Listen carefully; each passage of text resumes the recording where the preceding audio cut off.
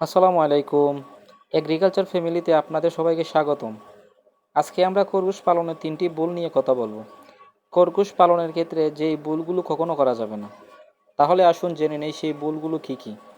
আর যারা এখনও আমার চ্যানেলটি সাবস্ক্রাইব করুনি, এরকম ইম্পর্টেন্ট ভিডিও পেতে এখনই চ্যানেলটি সাবস্ক্রাইব করে পাশে থাকা বেল আইকনটি অন করে দাও। 1 নাম্বার হচ্ছে খরগোশ পালনের ক্ষেত্রে আপনি খরগোশকে কখনো গোসল করাতে পারবেন না। অনেকেই এ ভুলটি করে থাকেন। না, এ ভুলটি কখনো করা যাবে না। যদি আপনি খরগোশকে গোসল করান, তাহলে যে কোনো সময় আপনার খরগোশের ঠান্ডা লেগে মারাও যেতে পারে। তাই খরগোশ পালনের ক্ষেত্রে খরগোশকে কখনো গোসল করানো যাবে না। 2 নাম্বার হচ্ছে খরগোশকে সবসময় কাঁচায় আটকিয়ে রাখা যাবে না।